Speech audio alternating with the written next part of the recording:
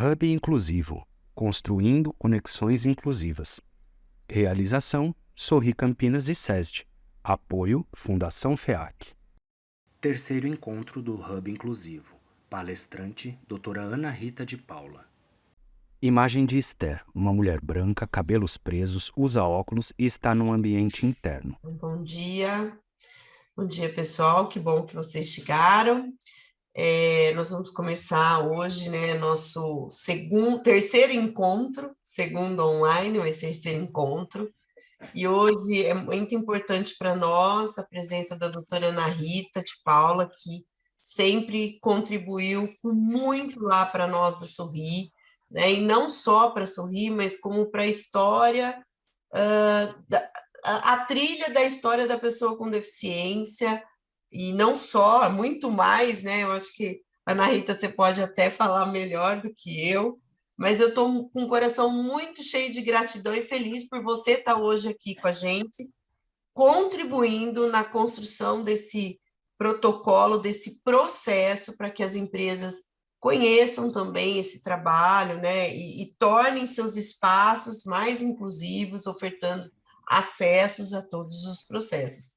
Então, eu queria que você se apresentasse, Ana Rita, e desde já obrigada pela sua participação hoje riquíssima aqui com a gente. Imagina, gente. Tela preta escrito Ana Rita Paula em branco. Bom dia. Eu gostaria muito de começar falando de gratidão mesmo, como a Esther começou. Eu também estou muito grata de poder estar aqui com vocês, conversando sobre, ou melhor dizendo, refletindo sobre a conceituação, sobre como a sociedade, ao longo da história e atualmente, vê a pessoa com deficiência. Tá?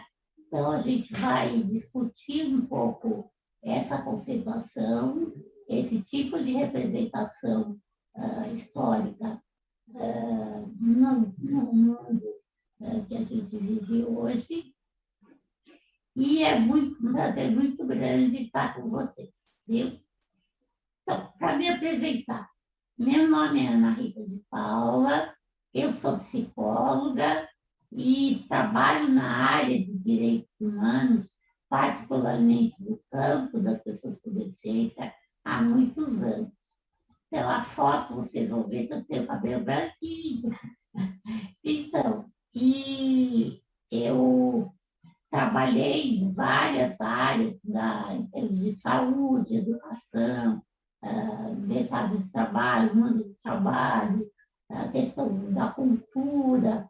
No início do movimento das pessoas com deficiência, diferentemente de hoje, as pessoas conseguiam se manter informadas, atualizadas em todos esses campos. Hoje em dia isso é muito mais difícil, porque a questão se desdobrou, cresceu muito. É difícil hoje uma pessoa estar atualizada em todas essas áreas. Eu, na verdade, trago um pouquinho dessa minha história, que me permite olhar a questão da deficiência sob diversas perspectivas, mas é óbvio que eu tenho que, a cada vez que eu sou desafiada a fazer algum trabalho de educação, de capacitação, eu tenho que voltar a fazer pesquisa e a me manter atualizada. Porém, o que a gente vai discutir hoje são conceitos básicos, basilares, né? São conceitos que estruturam o pensamento atual sobre a questão da deficiência, tá bem? Como eu disse, eu sou psicóloga, né? E eu já trabalhei com a questão da deficiência em várias perspectivas. Eu participo de movimentos de pessoas com deficiência desde os anos 80, desde o início do movimento. Eu, profissionalmente, trabalho com a questão da deficiência, particularmente na área da saúde, né? Eu trabalhei 20 anos na Secretaria Secretaria da Saúde, criando um sistema dentro do SUS, né, um sistema de atendimento à pessoa com deficiência. E tive uma vida acadêmica,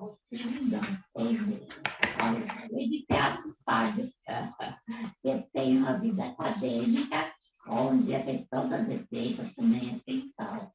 Eu fiz um mestrado sobre condição da mulher com deficiência e fiz meu doutorado sobre a questão das instituições asilares, né, para pessoas com deficiência. Tá bom, é isso.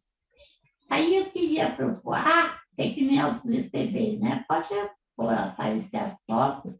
Então, eu sou uma mulher branca, e bota branca nisso. Às vezes tem gente que me chama de translúcida.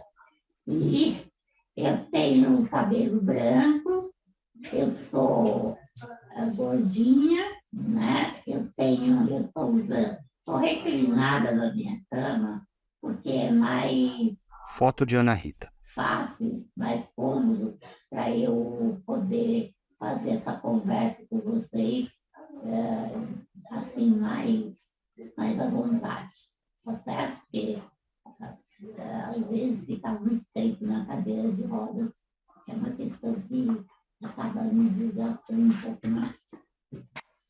Eu tenho uma deficiência progressiva, né? É isso. Meus olhos são castanhos e eu estou usando na foto, estou usando um vestido de liça com um cachecol, um chale vermelho. Ok? É isso. Bom, eu queria ouvir. Oi? Ok, Ana. Agora eu vou pedir que vocês se apresentem, mas para a gente otimizar o tempo, se vocês me disserem só o nome de vocês e de qual é o vínculo, ou a razão de estar aqui, qual é o trabalho de vocês, eu agradeço aí eu vou poder ter uma ideia do grupo, para a gente poder dirigir a nossa fala para a expectativa.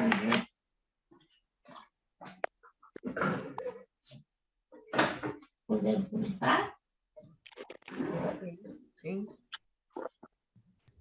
Então, eu vou puxar a linha. Eu sou Esther, sou da Sorri Campinas, sou a ONG proponente do Hub Inclusivo. Catarina é uma mulher branca, tem os cabelos presos atrás da cabeça, usa óculos e fones de ouvido. Em segundo plano, uma parede branca. Bom dia, eu sou a Catarina, coordenadora do SESD, parceira aqui também do projeto do Hub Inclusivo. Caroline é jovem, branca, tem os cabelos loiros, soltos, usa óculos e está no ambiente interno. Eu sou a Caroline, eu sou assistente social da Sorri Campinas também, parceira aqui do projeto do Hub Inclusivo.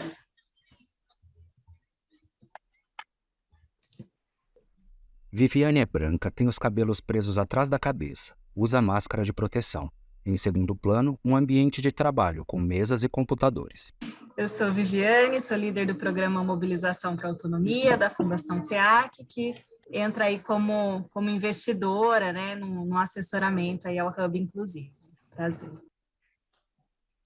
Ivana aparece em contraluz e podemos ver apenas a sua silhueta. Oi, eu sou Ivana Carvalho, da Azul Linhas Aéreas, uma das empresas parceiras aí da Azul. Muito obrigada por estar aqui com vocês hoje. Ellen é uma jovem negra não retinta, tem os cabelos crespos presos por uma tiara, usa máscara de proteção preta e usa um filtro de imagem que distorce o ambiente ao fundo. Bom dia, sou a Ellen, sou a dupla do programa MOB, Davi, sou analista do projeto Hub. Tela preta escrito nome Gabriela. Bom dia, bom dia, meu nome é Gabriela, eu trabalho aqui no RH da CPFL, trabalho como analista de recursos humanos aqui no RH da CPFL. João Paulo é um homem branco, de cabelos castanhos e curtos, usa barba. Oi pessoal, bom dia, eu sou o João Paulo, sou do Ponto Social, parceiro da Sorri, da FEAC e da Azul também, em alguns projetos. Prazer estar aqui com vocês hoje.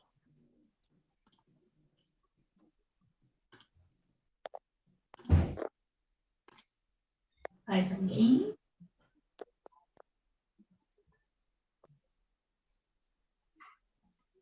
Todo mundo já se apresentou?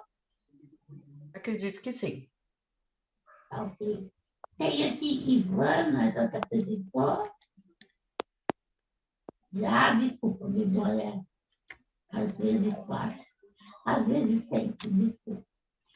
Bom, então, eu vou pedir para a Esther colocar a apresentação na tela,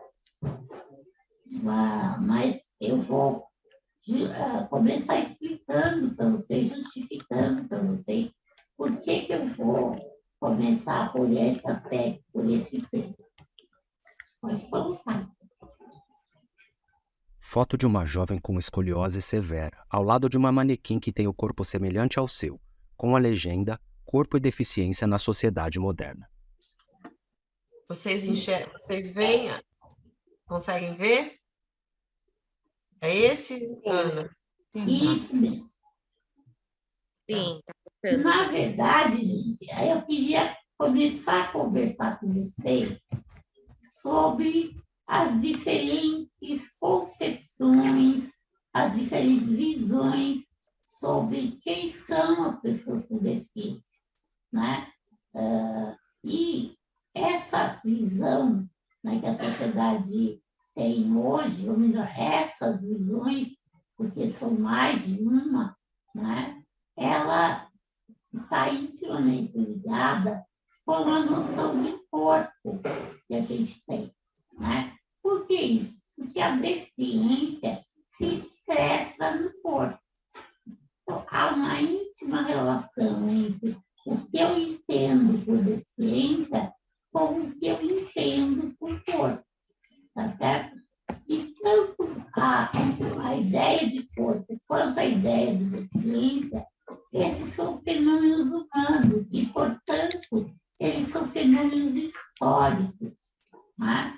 Não foi sempre do mesmo jeito que a sociedade viu as pessoas com deficiência, né? A gente tem na antiguidade e na Idade Média uma visão religiosa, metafísica, eu diria, sobre a deficiência, né? Mas hoje, atualmente, no que a gente chama de sociedade pós-moderna, tá? Ela tem uma visão mais científica, eu diria, da deficiência, né? E isso se desenvolveu, essa visão científica se desenvolveu a partir da modernidade. A modernidade não é o sinônimo de tempo atual, pelo contrário, a modernidade é antiguinha. Quando a gente fala de modernidade, a gente está falando do princípio da globalização nas grandes viagens marítimas, né? Quando o mundo começa a se conectar. Então, quando a gente fala em idade moderna, a gente está falando desse princípio, tá certo? Quando as explicações metafísicas, religiosas, decaem, né, um pouco, e nunca são totalmente superadas, e as representações científicas sobre a deficiência que se tornam mais presentes para ser dominantes, tá certo? Um último comentário. Por que discutir a concepção da deficiência quando a gente está falando de intermediação de mão de obra, colocação de pessoas, trabalhadores com deficiência no mundo do trabalho, né? A gente precisa discutir esses conceitos para poder ir na raiz do que cada um entende por deficiência e do que os instrumentos existentes, as metodologias existentes, que tipo de conceituação está na desses instrumentos e práticas, tá certo? Para a gente poder saber exatamente o que a gente está usando, aplicando, mas o que a gente está fazendo de um jeito e não de outro, né? E também para a gente poder entender os limites e as potencialidades das nossas práticas. Tudo bem, gente? Ok? Olha, se vocês quiserem fazer perguntas, me interromper, fiquem à vontade, porque eu acho que é mais legal a gente fazer um diálogo do que ficar só eu falando, né? Ok, gente? Então vamos lá. Pronto. Ok. Foto de uma criança que usa cadeira de roda sendo empurrada por uma mulher. Isso. Dessa coisa é o seguinte, a gente pode identificar alguns discursos sobre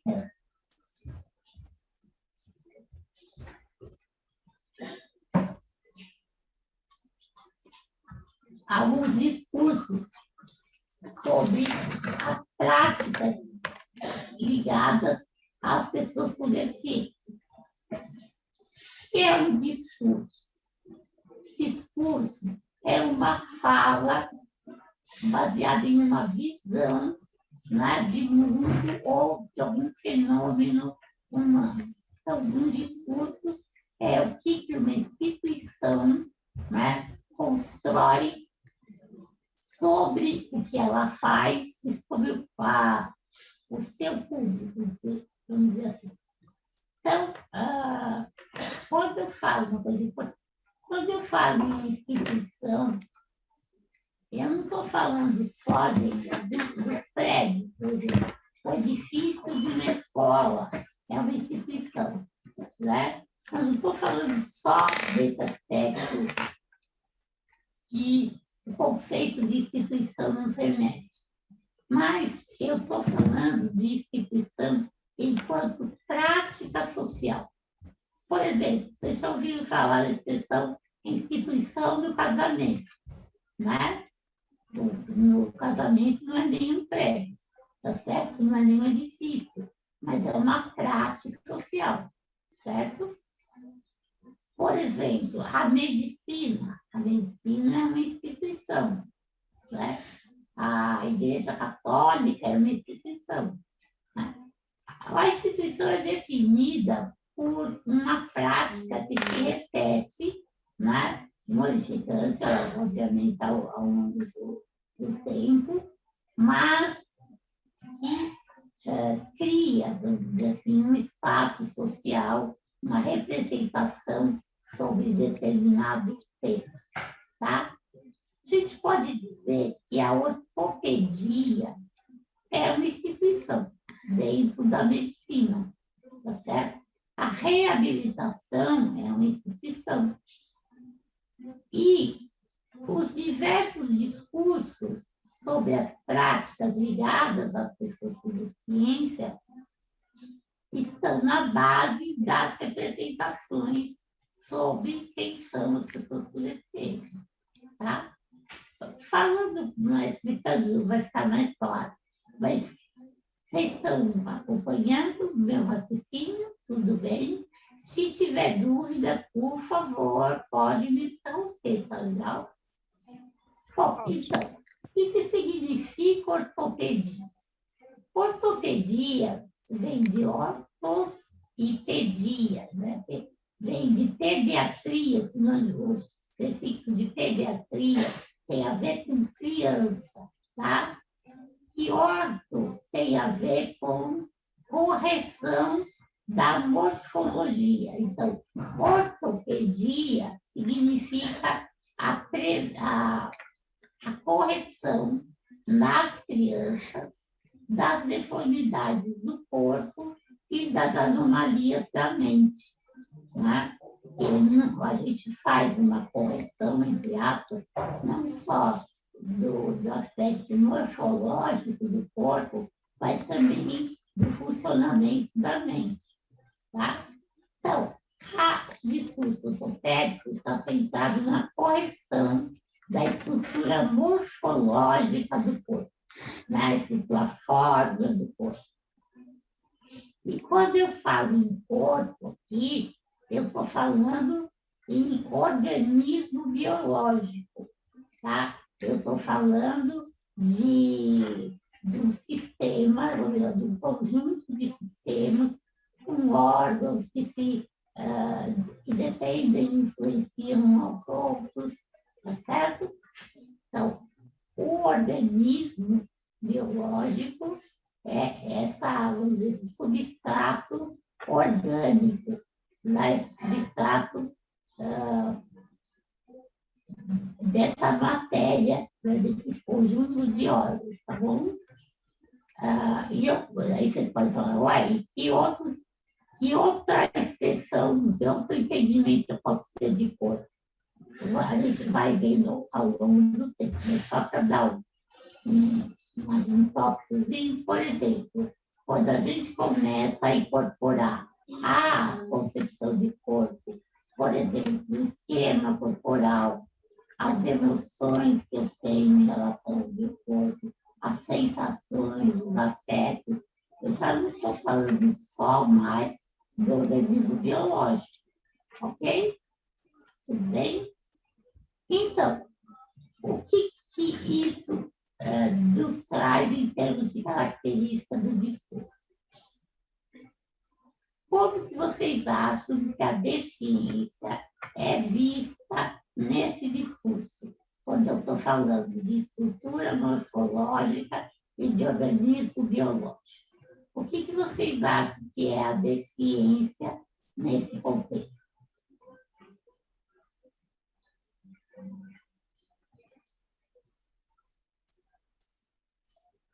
Pode ter palpitagem de gente, não tem. Deve errado, é o que vocês acham nesse momento. Ana, seria vamos dizer, a morfologia errada, Isso, a deformidade, né? A anomalia, a disfunção, ou seja, são erros, entre aspas, tá certo? Defeitos, entre aspas, nesse organismo, ok? Então, a deficiência aí é vista como essa disfunção, essa sequela, tá certo? Ou de acidentes, ou de doenças, né? Que é crônica, que é aguda. Tudo bem? Tudo bem. Posso também só fazer um comentário? Por favor, adoro. Então, e aí assim, eu até queria só trazer um ponto também de reflexão, que a gente estava conversando ontem sobre isso, não tem fundamentação teórica ainda, né? É uma reflexão que a gente está fazendo de análise social, né? Que a sociedade, ela tem, por dinâmica de funcionamento, a comparação com o outro e a idealização do perfeito a partir de um critério X.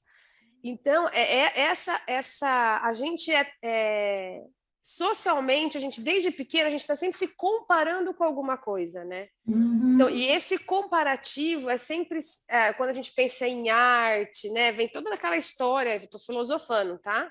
Um pouquinho, mas é justamente isso, que quando a gente fala, quando vocês estão comentando, é um defeito, é uma anomalia, é que a gente está comparando isso com alguma outra coisa, né? Então, essa questão da gente sempre estar olhando o que é o belo, o que é o perfeito, assim, é intrínseco. Então, assim, a gente mudar também a perspectiva do nosso olhar, né? A gente às vezes perceber que, nossa, eu estou comparando, epa, pera, vamos lá, vamos olhar, né, a especificidade daquilo, né, de tudo que a gente tem comentado. Então, é só isso que eu queria trazer também, esse despertar de que também é um olhar que a gente, socialmente, a gente também arrasta isso de culturalmente falando, né? Mas é só assim uma reflexão, tá? E existem alguns textos sobre isso que vale a pena vocês lerem. Um autor que fala muito isso sobre duas perspectivas diferentes, é o Ganguilhem. O Ganguilhem fala sobre o normal, a normalidade. E outra pessoa que fala dos efeitos, das consequências consequências, por exemplo, de uma deficiência ou de qualquer diferença humana, como uma coisa que desperta, né, preconceitos, que despertam visões parciais e às vezes errôneas sobre a pessoa. O que você falou é muito importante, Catarina, porque, na verdade, a deficiência também pode ser vista como um desvio, tá, desse conceito de normalidade. Né? Por quê? Porque, para a ciência, ao longo do desenvolvimento da ciência, se criou um ideal, né, de corpo, um ideal de organismo que deveria funcionar de determinada forma, né? E isso se daria em média na população. Tá? Então, na verdade, esse indivíduo normal, ele é uma abstração, né? Não existe um homem ideal, não existe um homem universal, né? Existem pessoas diferentes, né? E essas diferenças são tomadas pelas instituições sociais como condições que atribuem valores, né? Geralmente valores negativos. Então, uma pessoa que foge dessa normalidade, desse padrão ideal de organismo, ela como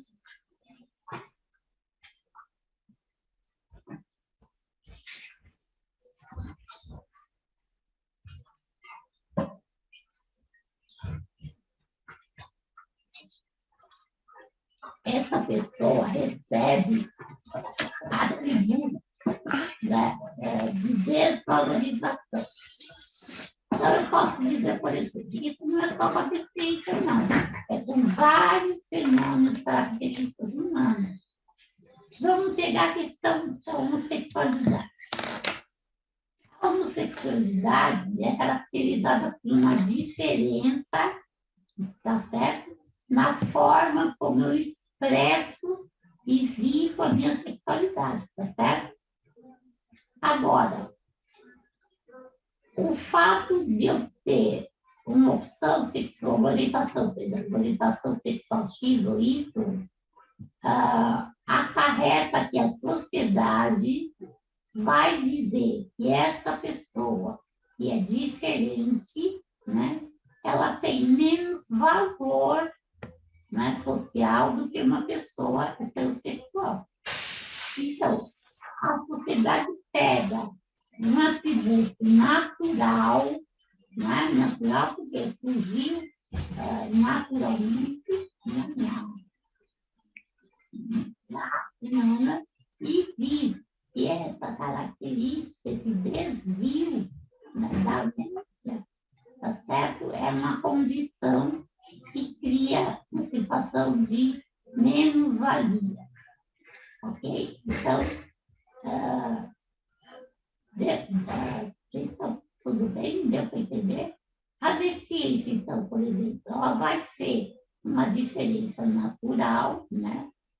Ocasionada pela diversidade humana, ok? Mas, em cima dessas diferenças da diversidade, a sociedade atribui valor às pessoas. Né? As pessoas com deficiência são vistas como pessoas menos, tá? Menos capazes, menos bonitas, menos suficientes, autossuficientes.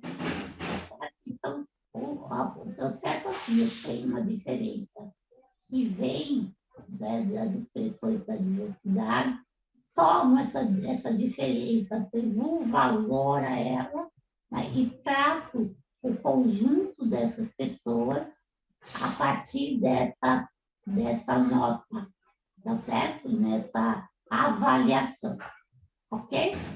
Então, o ser humano, a Catarina falou que vive se comparando, sim, e geralmente ele compara não só entre uma pessoa e outra, mas ele compara com esse padrão ideal, tá? De funcionamento, de morfologia, corporal, coisa, tá? De funcionamento das capacidades, tá? Da orientação sexual, da cor, né? Da cultura, e aí vai.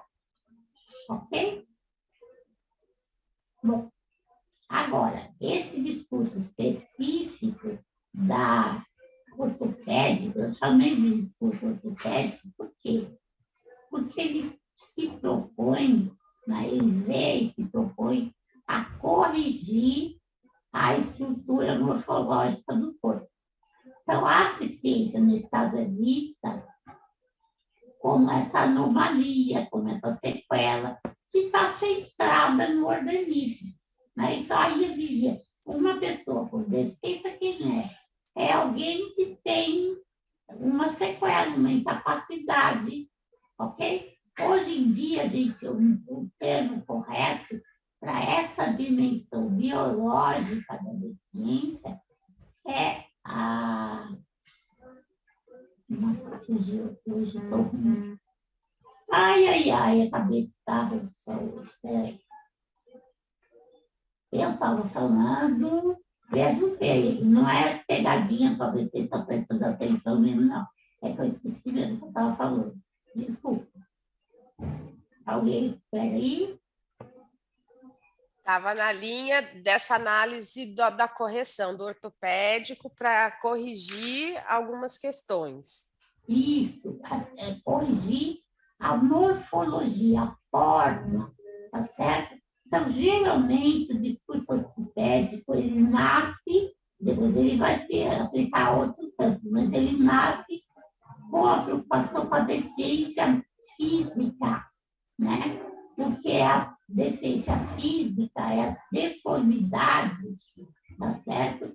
Que vão ser alvo de tentativas de correção. Ó, ok? E as primeiras práticas de reabilitação são pautadas nesse discurso ortopédico. Então, vamos pensar, quais tipos de prática, o que as pessoas fazem, acho que as pessoas entendem como reabilitação nesse contexto. O que vocês acham? No sentido de correção da estrutura. O que se faz?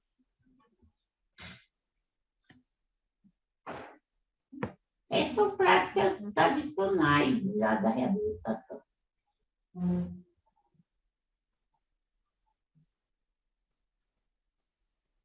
Não sei se eu tenho como corrigir a estrutura morfológica do organismo. O que eu posso fazer? Então, aí vou na linha de não tem certo e errado, tá? Eu vou falar só. Lógico. A única coisa errada aqui é não participar. Tá. Lá vai a gente com a dicotomia do certo e errado, né? É impressionante a nosso quadradinho. Mas, enfim, essa correção, penso eu, ortopédica, né? Tanto a gente trabalhar nessas questões, assim, imagino, né? Órteses e próteses, para sempre estar buscando um corpo comparado, né? Hoje até falo cirurgias plásticas, né? Enchimentos e blá, blá, blá, né? Porque hoje a gente tem mais recurso ainda para esse tipo de coisa. Mas, de novo, buscando uma correção a partir de um modelo ideal. Adorei essa frase. Né? A gente está sempre sendo comparado por um modelo ideal que foi criado por uma sociedade, né? Enfim, mas é isso. Esse modelo ideal, ele valoriza uma característica. Por exemplo, o modelo ideal de ser humano, você acha que o gênero, né, mais valorizado é o feminino ou o masculino? Hoje é o masculino. Quem vale mais da sociedade, os homens ou as mulheres? Ainda a valorização é masculina. É masculino. Então, esse ideal de homem pressupõe um homem, né, masculino, gênero masculino. Que mais? Essa pessoa é branca, preta, amarela, que é essa pessoa ideal? O ideal de homem, qual a cor desse homem ideal?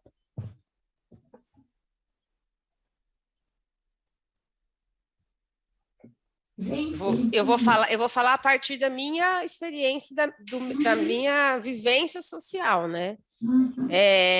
Sempre um homem alto, forte, com voz grossa, uma barba bem feita, né? Esse é o branco. Na verdade, eu gosto de um pouco mais moreninho, tá? Assim, mas realmente nessa linha do branco, assim, né? Sim, da raça branca. Exato, exatamente. Um cabelo de gel, né? Sei lá, assim, arrumadinho, cortadinho. Mas assim, esse é o ideal, né? Que quando você entra, você até para ouvir. É uma coisa. Esse ideal é rico ou é pobre? Ele é rico, né? Né? De novo, estou falando a partir das minhas vivêeis, tá? Não, isso, né? Da sua vivência, da maioria das pessoas, da sociedade que você vive. É isso mesmo, ou seja, a sociedade construiu um ideal do homem que reúne essas características que são valorizadas. Então, por exemplo, é valorizado o gênero masculino, é valorizado a pessoa branca, rica, com um alto nível de escolaridade, sem nenhuma deficiência, tá? Um determinado corpo trabalhado, né,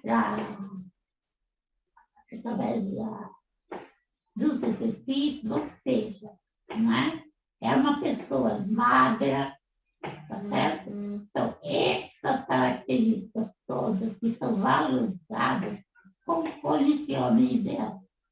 E esse homem, apesar de não existir na prática, né, algumas pessoas se aproximam mais ou menos desse ideal. E aí, a aceitação que essa pessoa vai ter pela sociedade vai depender, né, o quanto ela está próxima ou distante desse homem ideal. Tá? E a reabilitação no discurso estético visa corrigir, né, essas características desfavoráveis, vamos dizer assim. Mas essa correção se dá somente em termos da estrutura, ou seja, eu estou falando de sistema ósseo muscular, tá certo? Então, as práticas são essas mesmo que a Catarina falou. As órteses, as próteses, as cirurgias de modo geral, e eu faço para alterar a estrutura do corpo, ok? Esse tipo de prática, nascida dessa concepção de deficiência, essa prática foi adotada no início do processo de reabilitação. Nos anos 60 e 70, a reabilitação se caracterizava fundamentalmente por esse tipo de prática, tá certo? Ainda hoje sumiu, será que hoje sumiu? Não, sim, continua ainda, né? Se continua fazendo cirurgia, se continua utilizando próteses, né? Eu não sou contra nada disso, mas eu estou mostrando para vocês qual é a relação entre determinadas práticas e a concepção de deficiência que está por trás disso, ok? E que lugar a pessoa com deficiência assume nesse processo de reabilitação? É o lugar do paciente, de quem recebe, né, a atividade, a prática do profissional que sabe mais sabe o que é melhor. Por que ele sabe? Porque ele conhece o padrão. Então, ele quer buscar uma aproximação dessa pessoa com o padrão. Ok? Então, esse lugar de psicodefesa nesse discurso é o lugar de partida. Tá? E tem que absorver, né? Tem que seguir as ordens dela. Certo? Próximo. Nossa, também passando. Vamos lá, né? Foto de um atleta de corrida usando prótese de perna, visto da cintura para baixo. Outro discurso, um pouco mais diferente, é o discurso fisiátrico ou o discurso ecológico. O discurso é esse. Se no discurso ortopédico eu estava falando de estrutura funcional, ou melhor, de estrutura morfológica, né? Sistema articular, tá certo? Eu estou falando agora numa deficiência ligada à funcionalidade, tá? A pessoa com deficiência não é mais vista como uma sequela, tá? Como, por exemplo, uma amputação, uma deformidade, né? E passa a ser vista como uma disfunção. O que seria uma disfunção? Por exemplo, a incapacidade ou a dificuldade de andar. Andar é uma função, ok? Se eu tenho alguma coisa que afeta essa função, né? Agora, a diferença entre, por exemplo, disfunção,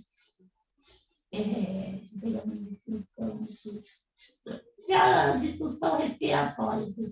Então, tem uma disfunção respiratória, tá certo? E essa função, ela relaciona, ela põe em contato o homem, né, o ser humano, com uma atividade, com uma função que se expressa no meio. Então, para andar, eu ando no meio físico, tá certo? Eu ando num edifício, eu ando na rua, sabe? E aí a deficiência não vai ser vista somente agora como algo que acontece exclusivamente no corpo, no organismo, né? A deficiência vai ser vista como impactando mais ou menos o indivíduo de acordo com as características desse tempo. Por exemplo, eu tenho uma disfunção de deambulação. Deambulação é o nome feito para andar, tá? O andar. Então, eu tenho uma disfunção de deambulação. Só que se eu tiver um ambiente plano, tem buracos, na rua tem buracos, plana, a minha disfunção vai ser amenizada, tá certo? Aqui, se eu estiver andando numa reta, por exemplo, numa calçada cheia de buracos, a minha deficiência, o impacto que eu tiver na minha deficiência é muito maior, tá certo? Então, aí, nesse discurso, a deficiência aparece como algo que se dá entre um corpo com disfunções, com lesões, com incapacidade, ou melhor dizendo, o termo atual correto, com impedimentos, tá certo? Com a realidade, o contexto do meio. Ok? Então, se eu tiver um meio adverso, a minha vivência como deficiência vai ser mais limitante, ou menos limitante. Aí, a prática da reabilitação deixa de ser incidida só sobre o organismo, sobre o corpo, e passa a compor também atividades relacionadas à mudança do meio, tá certo? como prática de habitação, eu vou continuar, por exemplo, lançando mão de tecnologia, por exemplo, uma cadeira muito limitada, operar outro exemplo, uma tecnologia para detectar objetos quando a pessoa é cega, né? Então, uma série de qualquer deficiência, tá bom, gente? Tá? Não só deficiência motora, não. Isso. Então, a sociedade, a prática da reabilitação nesse contexto, nesse discurso, vai lançar mão de tecnologias, né? Que vão facilitar as funções das funções. Então, eu vou atuar sobre o indivíduo, mas eu não estou mais buscando alterar a estrutura do corpo dele. Eu coloco algo que se soma, né? Que compensa essas diferenças corporais e trabalho também com ele. Ok? Ficou claro? Bom, e aí, qual é o lugar da pessoa com deficiência nesse discurso? É o lugar de cliente. Por que cliente? Porque a reabilitação passa a ser vista como a prescrição, a adaptação de tecnologias, tá certo? Que favoreçam e compensem as disfunções. Ok? Então, é esse lugar de cliente que consome produtos de tecnologia assistiva, né? É esse lugar do modelo fisiátrico, tá? Agora vamos lá. O que vocês acham que esse discurso também é chamado de ecológico? Vocês podem ver mais lá.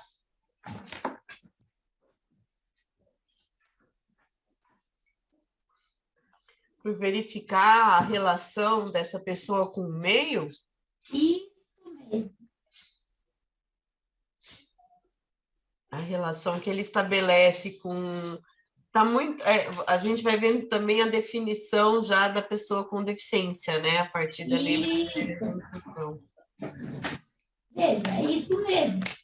A gente chama de discurso ecológico, porque como a ecologia, ela vai analisar um indivíduo vivo, por exemplo, uma árvore, dentro de um contexto. Uma árvore da floresta amazônica é uma coisa, uma árvore da quase extinta floresta tropical é outra, tá certo? Então, na ecologia, eu não estudo o indivíduo isoladamente. Eu vou estudar, compreender e intervir no indivíduo, no contexto, tá certo?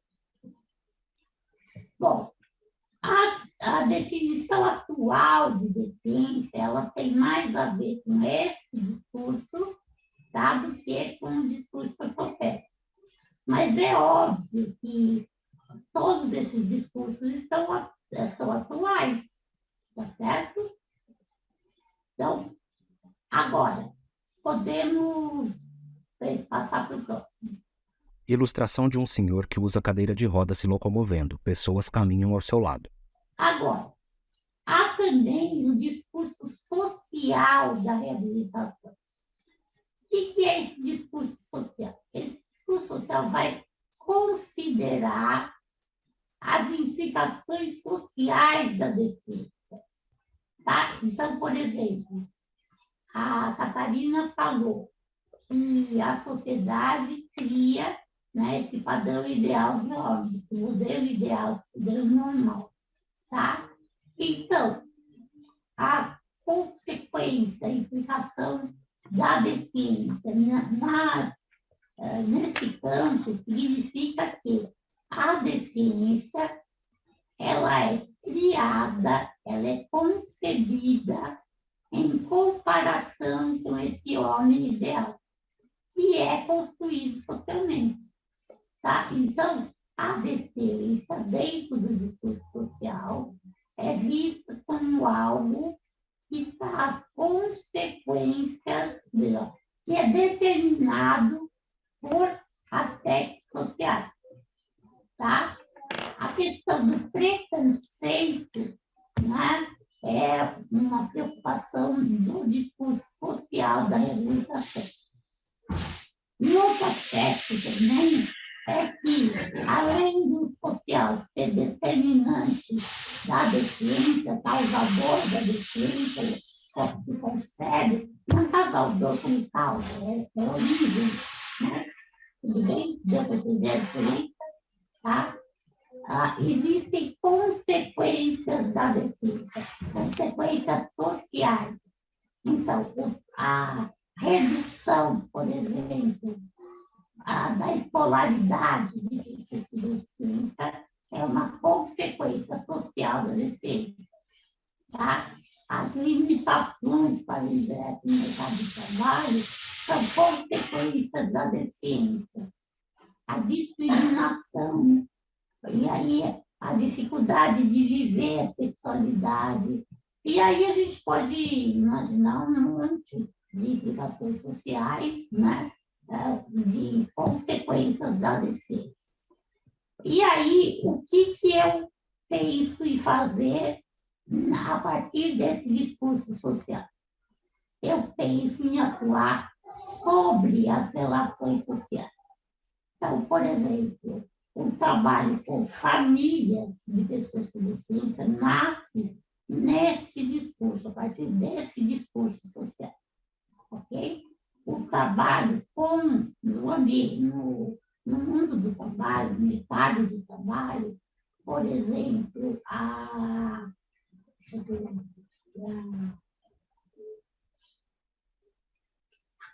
capacitação do RH, por exemplo, é uma ação de reabilitação entendida desse conceito. Ok? A forma, a capacitação dos professores, por exemplo.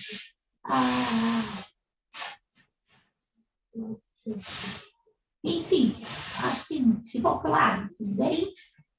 Bom, isso existe ainda? Sim, esse discurso ainda está presente.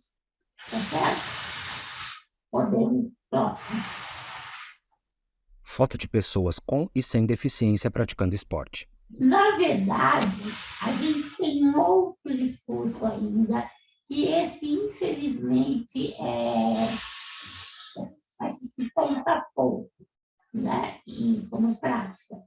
E eu acredito que seja um discurso mais complexo, vamos dizer assim, mais radical de pessoa com deficiência, que é o discurso político, né? No discurso político da reabilitação, da deficiência, a pessoa com deficiência, ela é vista como cidadão.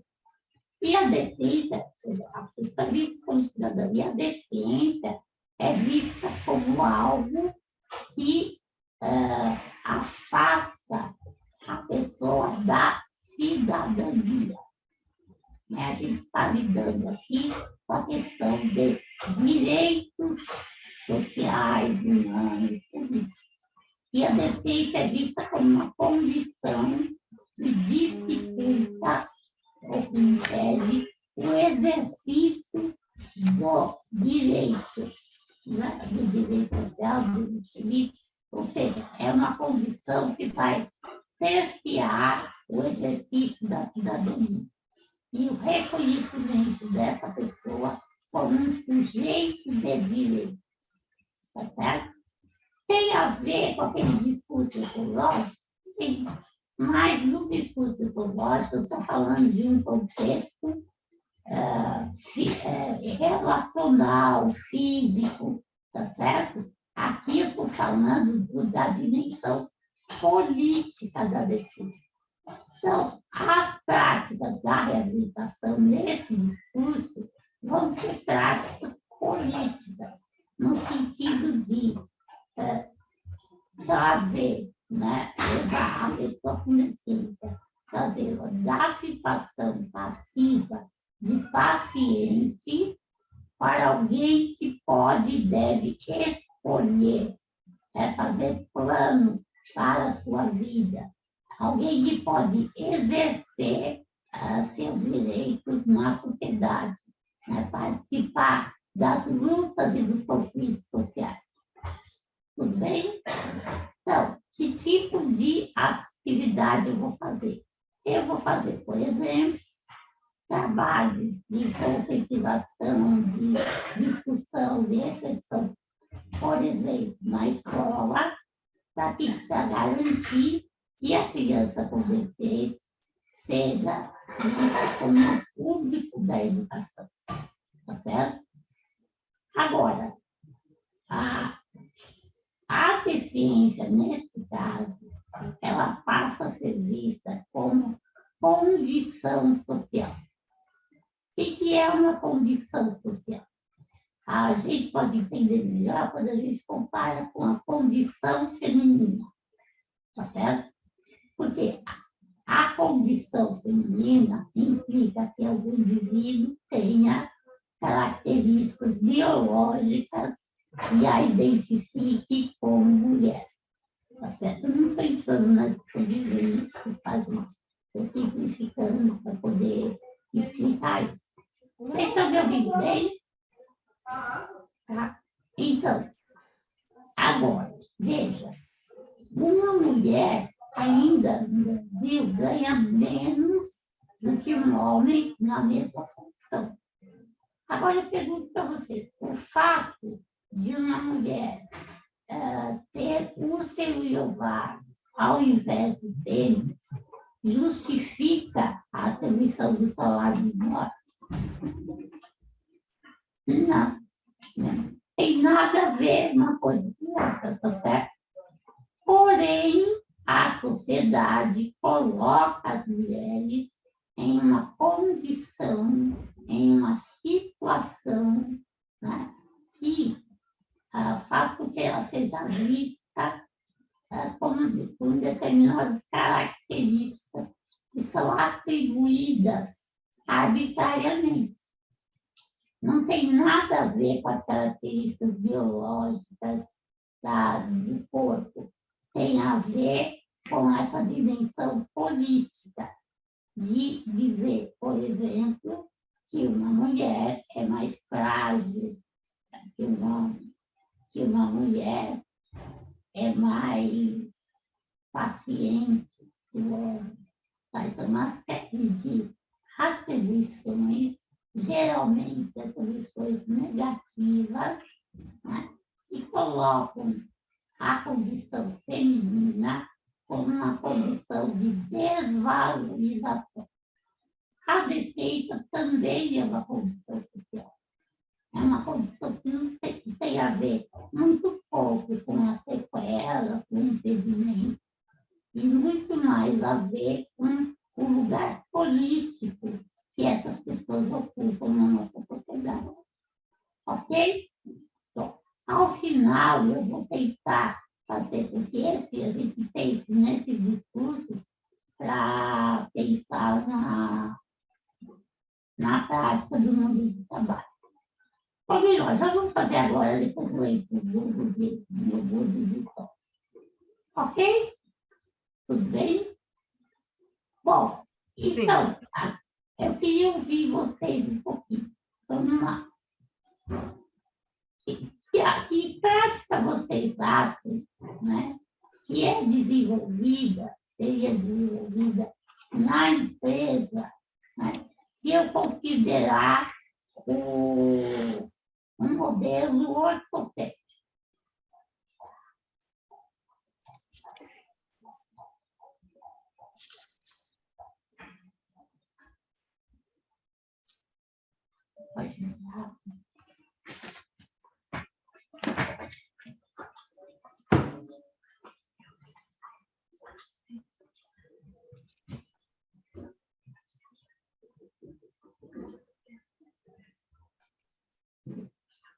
Tem bastante gente de empresa aí.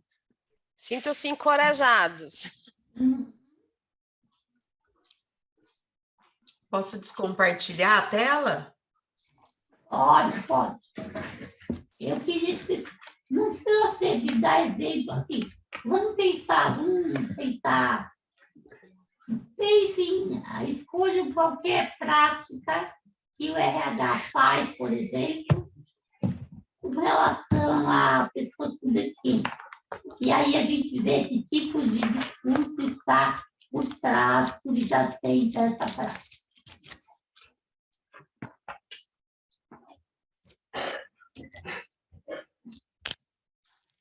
Qualquer coisa que o RH faz.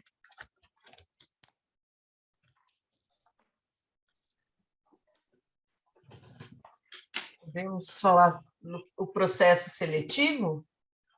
Isso, por exemplo, o processo seletivo, né? O pessoal de empresa poderia contribuir junto com a gente, né? Porque a gente está do lado de cá.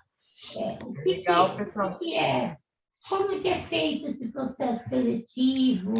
O que o RH costuma fazer nesse campo da seleção?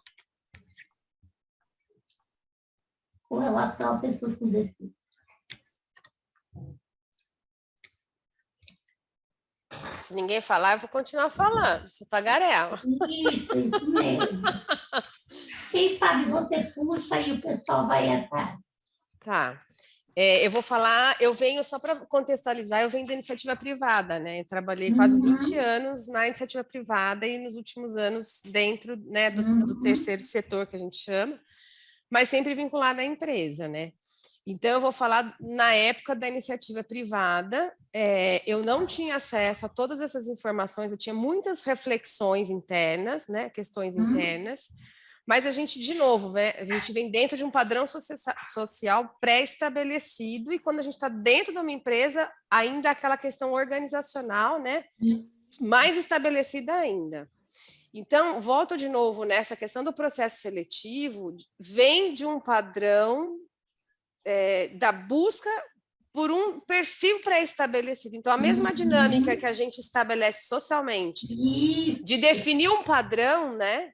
Quando se pensa na vaga, vamos abrir uma vaga. Então, assim, culturalmente, a gente começa de novo a idealizar aquele homem perfeito, com cabelos e tudo mais. Então, a gente vai lá e a gente idealiza a vaga. A gente não vê a realidade da pessoa e da população, né? E sim, a gente olha o nosso ideal. Então, eu acho que essa visão disruptiva já é uma grande mudança no processo seletivo, porque ali é o determinante de como você olha a dinâmica da sua empresa e esse é o ideal, né? Então... Perfeito, querida, é isso mesmo. O processo seletivo, geralmente, ele parte de um ideal, né, de trabalhador para aquela empresa, né? E esse ideal, muitas vezes, está cheio de aspectos,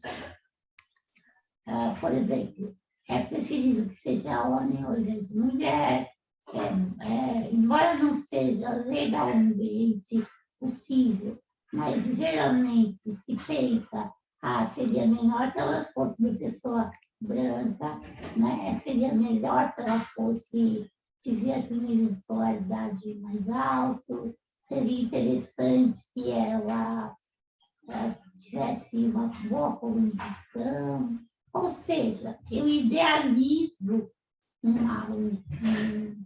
uma pessoa para ocupar aquele lugar e eu vou avaliar os candidatos para ver se eles se aproximam ou não desse ideal, tá certo?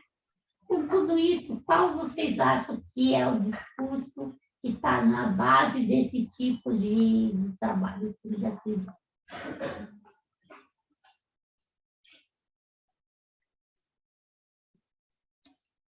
Olha lá, o que vocês acham? Eu assim, vou de novo, né, a tagarela, mais nesse questão, vamos falar do que a gente tratou agora, do ortopédico, né, e não no funcional. A gente olhar a função, né, do que a empresa precisa enquanto entregas, e não quanto características físicas. Isso, exatamente. Essa primeira ação tem a ver com o modelo ortopédico, né, com a questão dos traços externos, vamos dizer, da pessoa, né? E não da pessoa em relação à função, ao posto, tá certo? Melhor a função, né? Então, já quando eu estou olhando as características que eu preciso para que a pessoa exerça aquela função, aí já estou em outro discurso, estou em discurso ecológico. E eu vou avaliar quais são as necessidades que a pessoa tem que ter para exercer aquela função. Por exemplo, se a pessoa vai ficar muito tempo em pé, né? Isso é uma característica que tem a ver com a função, ok? Mas eu posso, no caso da pessoa com deficiência, pensar em mecanismos que facilitem, né, essa função. Por favor. Então, por exemplo, eu vou fazer adaptações no posto de trabalho, adaptações de acessibilidade, por exemplo, adaptações no regime do posto, tá certo? Eu faço uma série de adaptações no posto de trabalho, do mesmo jeito que no discurso ecológico eu faço adaptações, mudanças, atuo sobre o meio ambiente, tá certo? Então, se eu comparar, é a pessoa em relação ao posto. E não só o posto, né? A cultura, organização, ok? Então, aí estamos no discurso econômico funcional.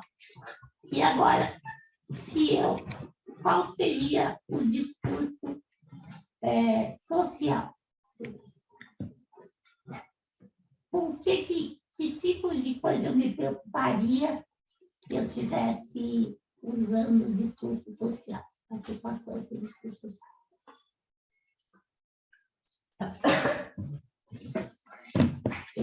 Um pouquinho, porque senão vai dar tempo de falar assim. Ana, eu fico pensando um pouco, né, no processo do discurso, e acho, olhando um pouco do lado de cá, né, a Cata veio da iniciativa privada, empresarial, e eu do lado, eu e Carol, do lado das ONGs, né, do outro lado, terceiro setor. A gente vem aí, enquanto você foi falando, eu fui percebendo também que esse discurso social, do nosso lado, também parte assim, da questão de qual é o interesse, né? Você se identifica com essa vaga, você tem o desejo, né? A voz passa a ser dele, ele faz a escolha, né? Antigamente, nos outros discursos, eu vi um pouco a Sorri falando, olha, é uma vaga, você precisa aceitar, é uma oportunidade, sem sequer, naquele momento, respeitar se era interesse ou não do candidato, né? E eu penso que, na ótica da empresa, o olhar social é uma vaga para todos, não sei, é o que me veio agora.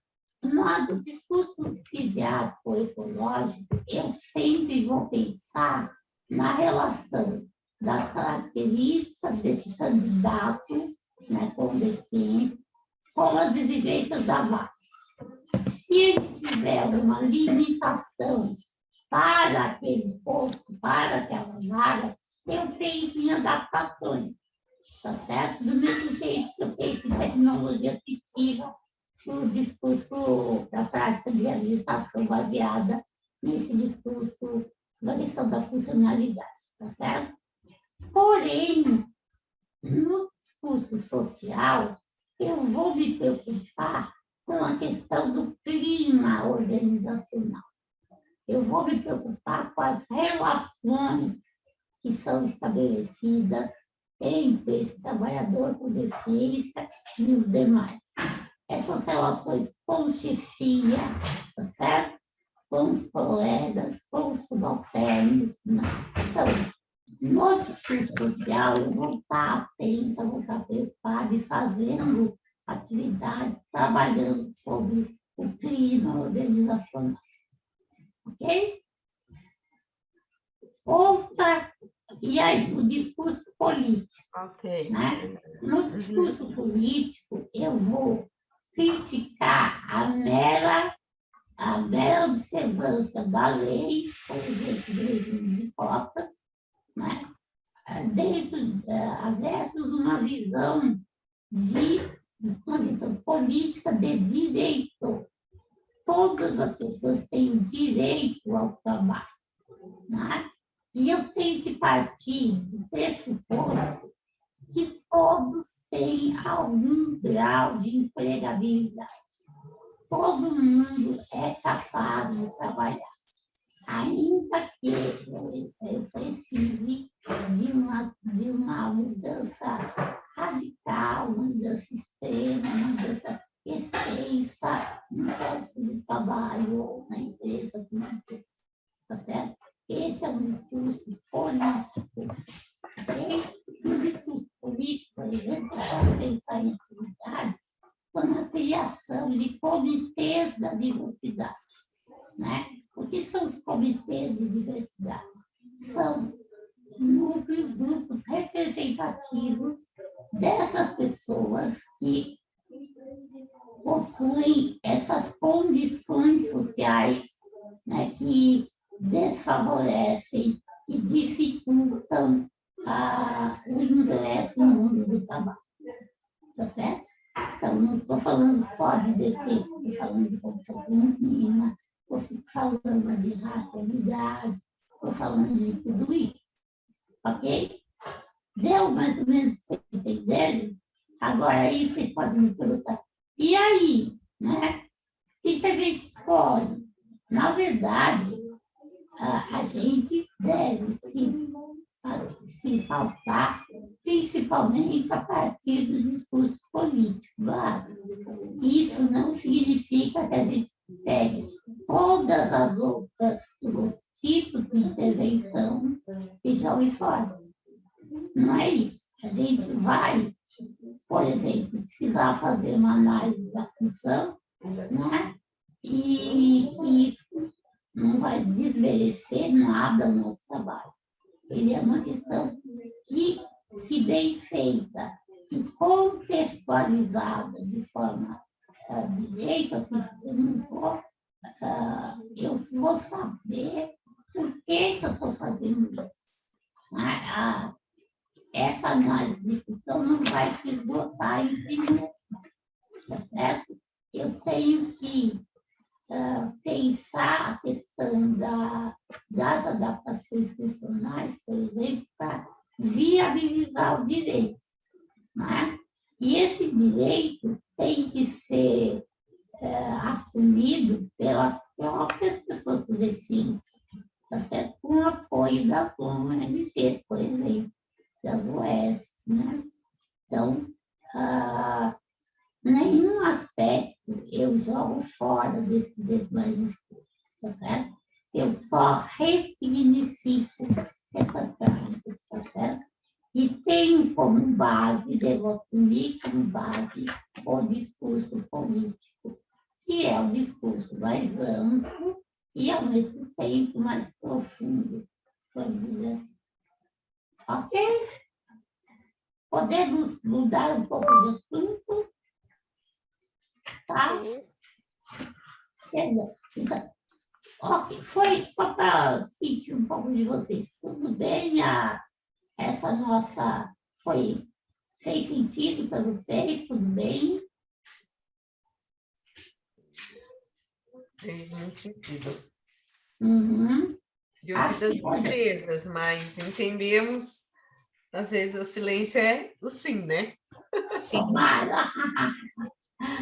Bom, agora vamos analisar o conceito atual de deficiência.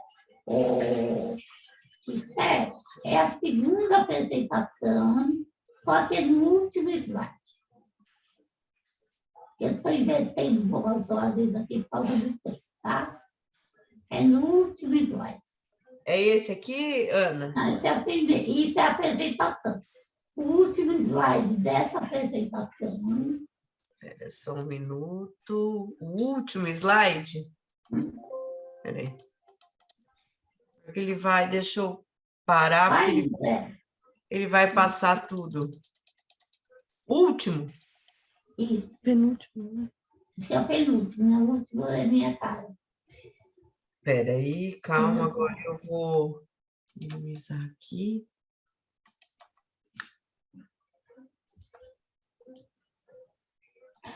Esse? Isso. Alguém lê aí, lê pausadamente para a gente pensar em frase a frase, em pedaço a pedaço dessa frase.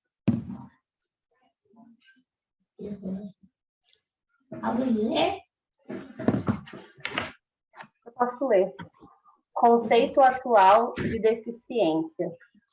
Pessoa com deficiência é aquela que tem entendimentos de longo prazo, de natureza física, mental, intelectual ou sensorial, que, em interação com diversas barreiras, podem ter obstruída sua participação plena e efetiva na sociedade, em igualdade de condições com as demais pessoas.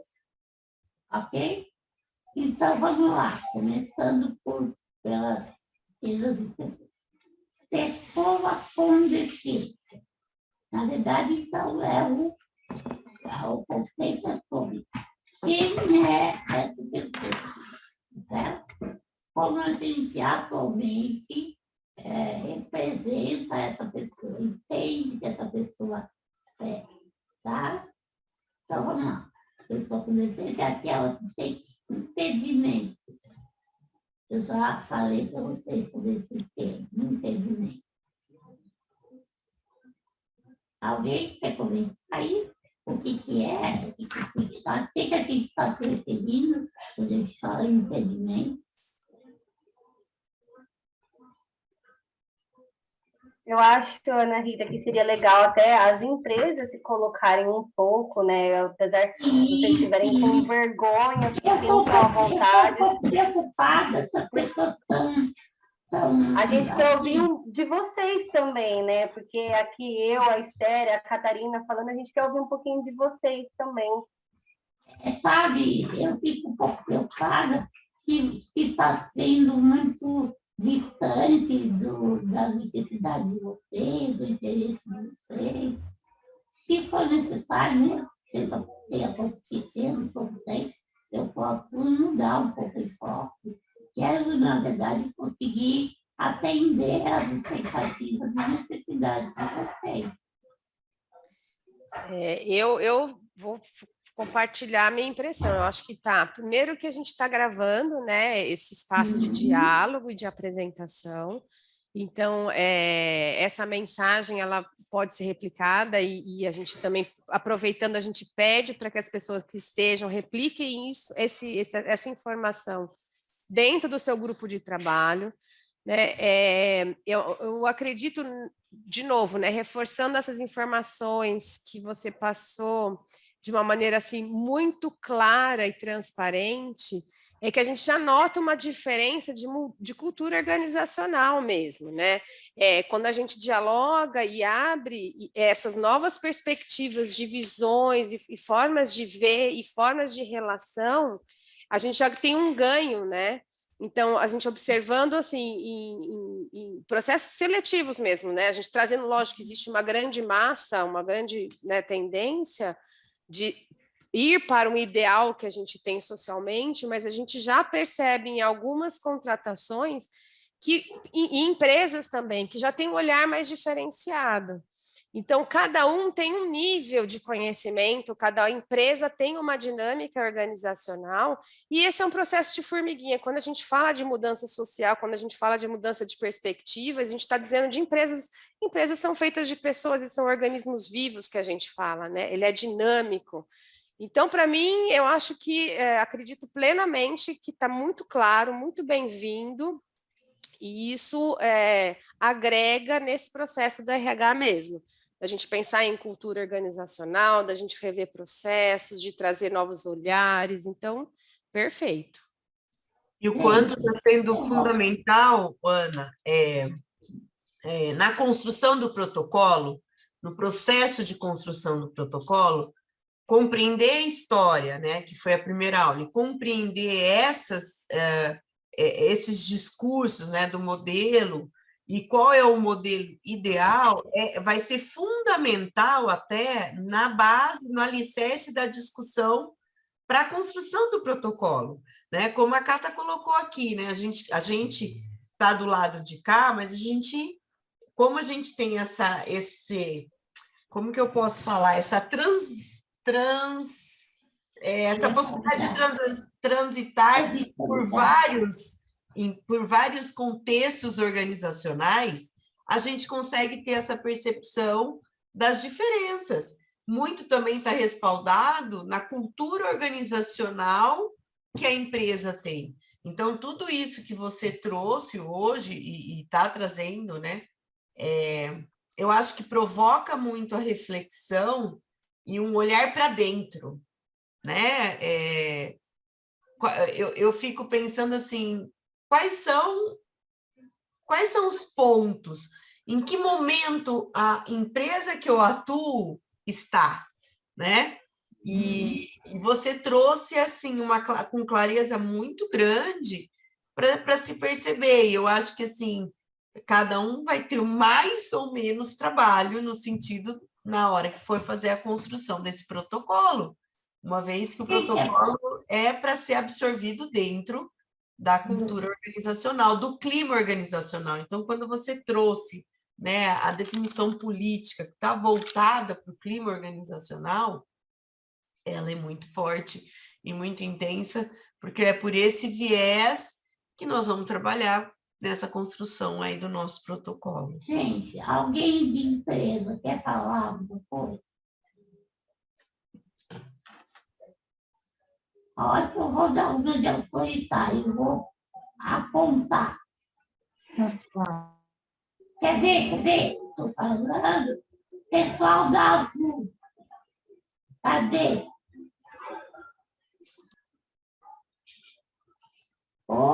Sumiu, Gente, quem é da Azul?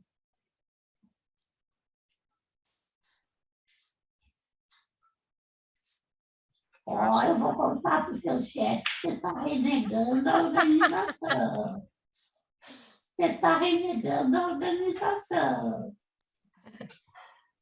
Às vezes eles estão no horário de trabalho, em alguma reunião, porque a gente também colocou de forma impositiva uma agenda, né? Então, às vezes acontece, quem trabalha, né? Às vezes em algumas situações a gente acaba resolvendo uns BOs internos. Imagino. Então, seria interessante. Ai, meu Deus. Seria interessante, né, ouvir de vocês, né? A Vanessa, João Paulo, a Ivana, a Gabriela, Ana Maria, enfim, e trazer para a gente, para dentro, essa contribuição, né? Mas... Eu que deveria estar preocupada, estou pedindo que vocês avaliarem o que eu estou fazendo. Fala aí, Ana Rita, nada a ver. E a realidade é outra.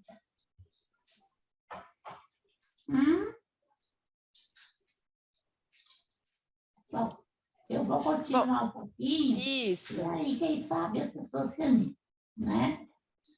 Fora que eu vou apelar aqui, se eu ninguém falar, eu vou ficar com sentimentos de rejeição. Bom, impedimentos, na verdade, é um termo atual que se refere aos aspectos orgânicos da deficiência, a questão do corpo, tá? Não é só orgânico, é esse corpo biológico, orgânico, social, psíquico e emocional. Então, impedimentos são essas incapacidades, vamos dizer assim, essas características do corpo, tá certo? Então, por exemplo,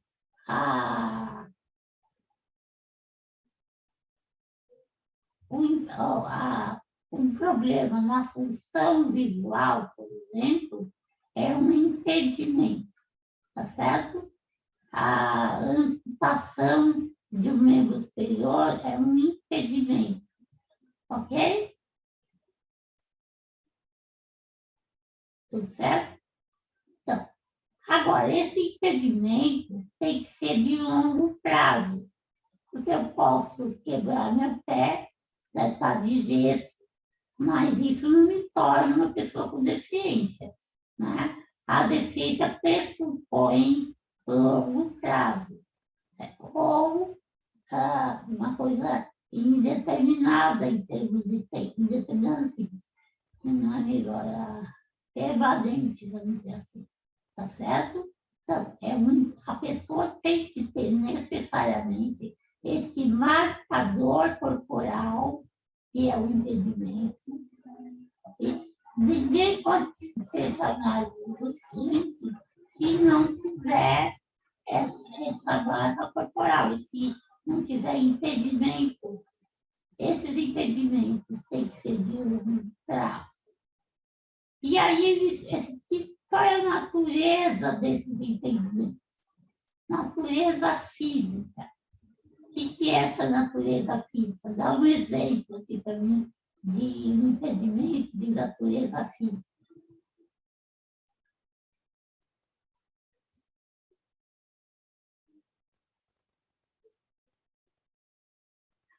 Ó, amputação, por exemplo. Uma paralisia cerebral, por exemplo. Tá? Então, esses impedimentos de natureza motora, né? Ósseo-muscular, de modo geral, da estrutura do sistema ósseo-muscular, é um impedimento de natureza física. Mental, e eu vou trabalhando junto com o intelectual. Deixa eu esclarecer, antigamente, a gente chamava de mental, deficiência mental, aquela pessoa que tinha um retardo mental. Antigamente, no manuais da psiquiatria, se falava em retardo mental. Tá? Na verdade, hoje, a gente substituiu essa ideia por intelectual. Por quê? Porque, no caso de uma pessoa com limitações, com impedimentos no cognitivo, não é a mente como um todo que tem impedimentos. É, na verdade, o aspecto intelectual, cognitivo, do raciocínio, da cognição, conhecimento. Então, hoje a gente chama de deficiência intelectual. E aí, por que aparece o mental também? Né? Por que aparece aí o mental? Esse mental, ele tanto representa os impedimentos psiquiátricos, tá certo? Emocionais, como os transtornos mentais, de modo geral, como também situações de, por exemplo, uma pessoa que teve um acidente e perdeu massa cefálica. Ele vai ter prejuízos mentais, porque ele vai ter, às vezes, prejuízos motores, talvez ele vai ter, por exemplo, prejuízos perceptivos, sensoriais, de raciocínio, de comportamento. Então, esse mental, tanto é ligado ao transtorno mental, à saúde mental, como também esses quadros mais o funcionamento psíquico e mental global, tá certo? Há também pessoas que falam hoje em dia de deficiências psicossociais, tá? Essa é uma questão que eu não vou discutir aqui com vocês, é uma questão complexa, muito polêmica, e aí deixemos por outro momento. Mas outra área dos impedimentos é a área sensorial, ok? Então, visão, audição, tato, todas as funções sensoriais. Agora, veja, um corpo que tem um impedimento dessas diversas naturezas ou mais, só que isso tem sozinho, se eu parasse aqui, eu estava no modelo ortopédico, ou no máximo funcional da deficiência. Mas não, hoje a gente fala que tudo isso tem que estar em interação com diversas barreiras. Ou seja, o meio tem que ser considerado. Tá? O meio tanto determina a experiência da deficiência, o grau de incapacidade, tá? Como também a deficiência traz consequências, né, para o meio. Tá certo? Então, o que é importante pensar no conceito é que o impedimento não está sozinho na definição. Ele está sempre em interação com as barreiras. Tá certo? Que tem a ver com os ambientes, os contextos. E é contexto não só contexto ambiental, no sentido mais externo, mas é contexto de vida, contexto familiar também, tá certo? Então, esses contextos são fundamentais quando a gente pensa também no conceito de definição de você.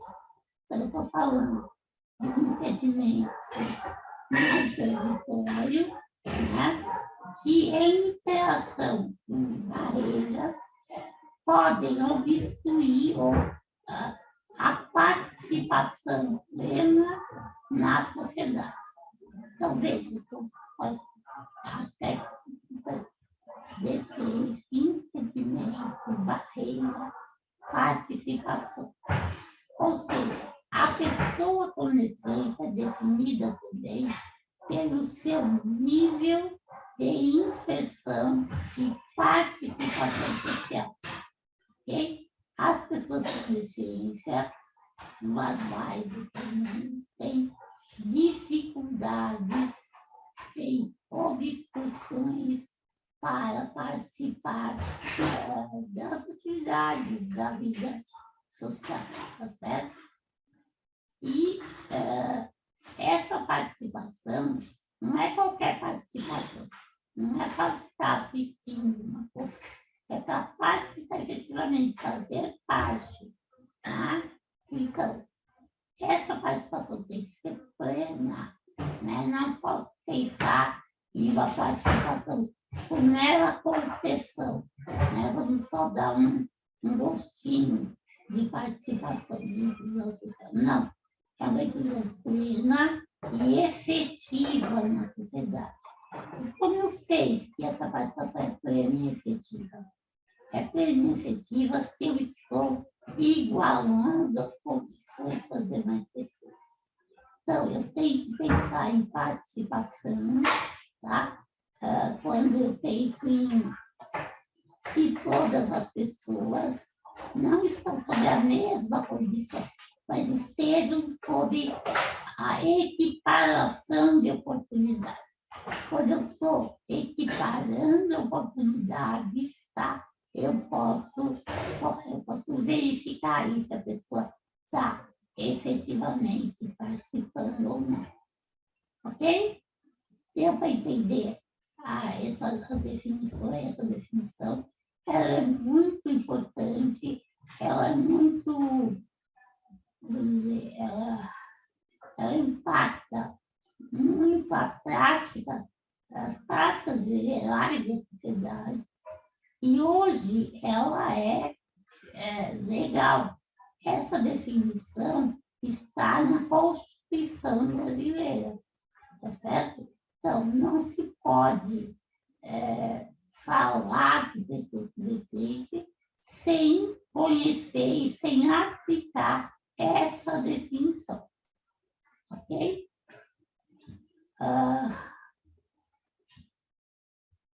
Um objetivo das polícias públicas, por exemplo, é diminuir barreiras, ok? Bom, que horas são, Esther?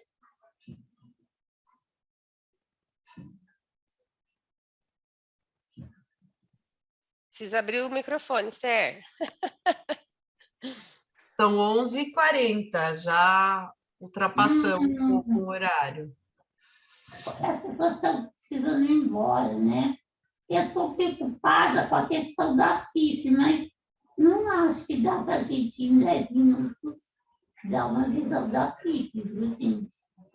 Sim. O que vocês querem fazer? Eu acho que a gente pode, talvez, disponibilizar, Ana, algum material com o conceito da CIF, ou talvez fazer uma gravação de um vídeo, a gente disponibilizar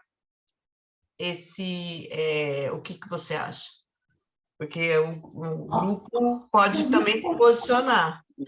Do meu ponto de vista, idealmente, seria legal que a gente pudesse ter mais 40 minutos, 1 hora de encontro, idealmente. Outra possibilidade é isso, de a gente gravar uma aula e disponibilizar. Outra possibilidade é eu indicar uma referência bibliográfica para vocês, né? Eu só não acho interessante passar a apresentação, as transparências, porque elas são muito sucintas e não vai ajudar muito, sabe? Não, quando eu falo para você deixar o material, é a indicação bibliográfica, provavelmente, né? E assim, só completando, fico muito feliz, Ana, de você se dispor novamente a falar com a gente. Eu acho que é uma questão da gente, né, ver internamente um cronograma já e também, porque é rico essa troca, mesmo a gente conversando, vai trazendo elementos, é legal também. Então, eu até agradeço antecipadamente. Acho que é mais legal mesmo, eu acho. A gente conversa aqui internamente da equipe e a gente passa, Ana. Eu acho que realmente, quando fala da CIF, a CIF Campinas, né, os médicos do trabalho já estão começando firmemente solicitar, né, um laudo muito voltado para a CIF. E eu acho que isso... Uma coisa para vocês. Eu participei na Universidade de Brasília da construção de um índice de funcionalidade brasileira. Né? A gente criou o que se chama de IFBRM, e se vocês quiserem, eu posso apresentar esse instrumento, que foi criado a partir da CIF também, né? E esse material, ele está parado da Presidência da República, não é? Mas ele foi validado nacionalmente, né? Aplicado em mais de 7.000 pessoas, em todas as regiões do país. Então, é um instrumento muito importante, muito sério que foi desenvolvido, né? Então, se vocês quiserem, também posso associar a CIF, a FANOSSA, um pouco esses instrumentos também. Sim, sim, podemos sim. Eu acho que, por hora, chegamos nessa definição de conceito com deficiência. Nós vamos aqui rever aqui internamente para ter um dia disponível aí para falar sobre a CIF, e aí eu passo para todo mundo. Eu acho que esse material é essencial, até o que você deu até agora, a CIF também, mas não foge do nosso espaço. A gente tem aí, provavelmente, um dia para poder colocar você para falar sobre a CIF. E posso ouvir finalmente a voz de alguém sobre como é que foi avaliar aí? Pode dizer, foi bom, é mais ou menos, foi ruim. Não precisa ter grandes avaliações. Só dizendo, por favor, no retorno.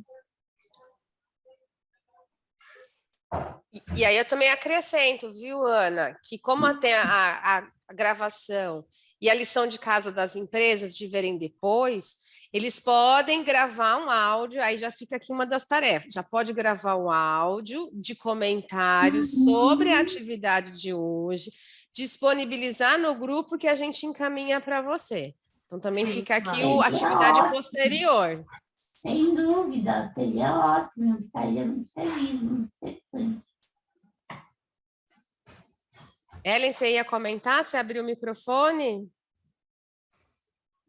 Não, ia comentar um pouquinho que mesmo a gente tendo um conhecimento, né, parcial do que foi colocado aqui, é sempre importante revisitar, né, esses conceitos, como o olhar da própria Ana, né, frente à demanda, e no final vocês comentarem, deixar essas referências, penso que seria muito importante, até mesmo para mim, né, estar entendendo um pouquinho mais. Até anotei aqui algumas coisas que eu vou pesquisar, da própria CIF, como funciona, ou o que é em si. Enfim, esses momentos de troca são muito importantes, sim. Sim. Gostei bastante, viu? Parabéns. Obrigada.